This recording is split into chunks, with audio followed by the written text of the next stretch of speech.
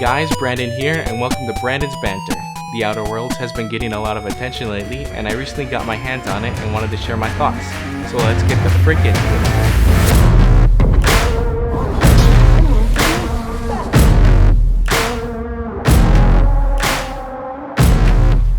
Oh shit! I didn't think they'd have that. What the?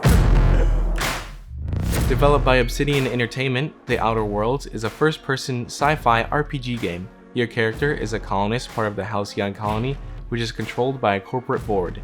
You wake up from some sort of cryogenic sleep state and are thrown right into what I'd describe as a Great Depression. The colony isn't doing so hot, and you could be the person to help change that. There are different planets you can explore and factions on those planets that you can become friends or enemies with. If I were to compare this to other games, it would be a weird hybrid of Fallout, No Man's Sky, and a little bit of Warframe. Like most RPG games, you are able to build your character however you like, and any choices you make throughout the game affect the overall storyline. Are you out of your mind?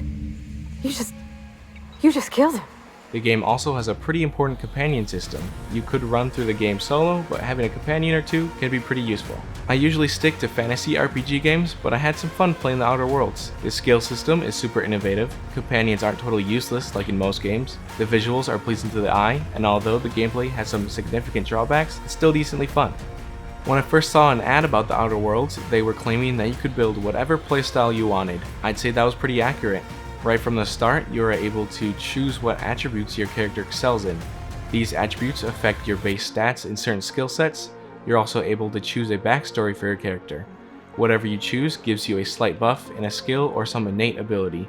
For example, I chose Factory Worker, and it gave me +1 to my dodging ability, since my character always had to dodge dangerous machinery and accidents. Every time you level up, you receive 10 skill points, which you can put into any set of skills you want. These skill sets are made up of 3 different skills, which all level up with the main set. For example, the Stealth set has Sneaking, Lockpicking, and Hacking as its sub-skills. All of the sub-skills have perks that you can unlock by getting it to a certain level. So at level 20 for one-handed melee, you are able to do power attacks with one-handed weapons. You gain these perks every 20 levels up until level 100. I always like being able to fully customize my character to fit my playstyle, so this was heaven for me.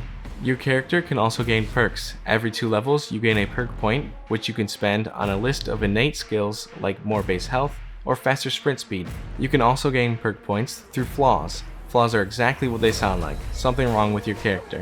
These flaws are more or less a constant debuff on your character. Let's say you keep getting attacked by robots, and they mess you up every single time.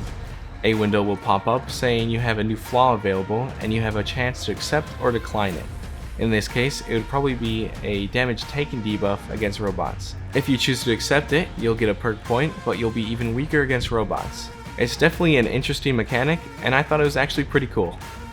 I'm sort of a loner when it comes to RPG games. If companions are available, I usually don't pick them up, because they'll most likely get in my way and they're always mostly useless. In The Outer Worlds, I decided to give companions a chance, considering the companion system is a core element. I was surprised at how much I didn't hate it. The first companion I found was a mechanic named Parvati. She came in handy all the time. Not only did she fight beside me without getting in my way, but she also was a huge help whenever I needed someone who was knowledgeable with mechanical stuff. Your companions also level up with you and gain perk points every few levels. With these perk points, you can build them to be the role you prefer them to be in.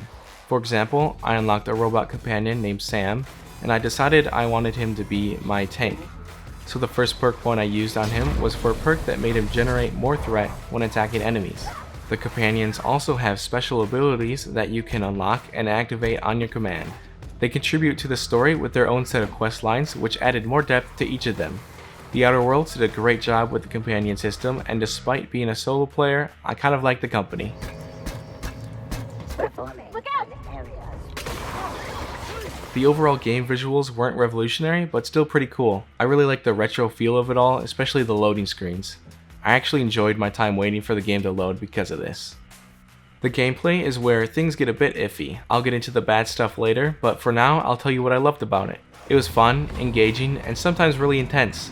I built my character to be a stealthy assassin. Lockpicking, sneaking, sniping, and melee was all I knew. I usually go with this approach in any RPG I play, so I was happy that it was an option. That playstyle actually worked really well with your main ability, which is time dilation or slow motion. At one point, I used my sniper to take out 2 guys during the time dilation and finished off the 3rd guy right after the ability was up. The game activated a cool cinematic view of the guy getting blown to pieces from my sniper, similar to Skyrim's deathblow animations. I wasn't expecting it to happen, so I got pretty hyped. Dialogue is a huge part of the game as well, and you better be ready to read because there's a ton of it. You are given a lot of dialogue options when talking to people, and you can basically create the personality you want your character to have with these choices. These will be the easiest choices you'll make though, because at certain points you have to make choices that will affect your entire relationship with factions. Your relationship with them affects store prices and whether they'll kill you on sight or not. All of these elements add to the immersion and enjoyability of the game as a whole. There's one thing that bugged me right from the start of the game: the gunplay. The guns in the game just don't feel satisfying at all, with the only exception being snipers and sometimes shotguns. I felt that the snipers and shotguns were the only guns that could take full advantage of your time dilation skill. I may have had some underpowered guns at a few points, but it still felt like most of the guns weren't hitting as hard as they should. I also found the gunplay to be incredibly boring. I never really enjoy games that make it absolutely necessary to hide behind cover when in a gunfight, and I found myself doing this a lot early game. I would rely on the time dilation to allow me to hit 3 or 4 shots before I had to hide again. This made certain parts of the game really unenjoyable. Once I leveled up and had more points in my build, I could start a fight with time dilation and sneak damage. This let me pop a few guys with my sniper before they even knew I was there. This made the gunplay a little more enjoyable and has me thinking that it's an issue with pacing or balancing in the early areas instead of the guns themselves. I enjoyed the Outer Worlds a little more than I expected. I always like games that let you decide your own play style, and the skill and perk system lets you do just that. The companions were actually great and help you in some areas of the game.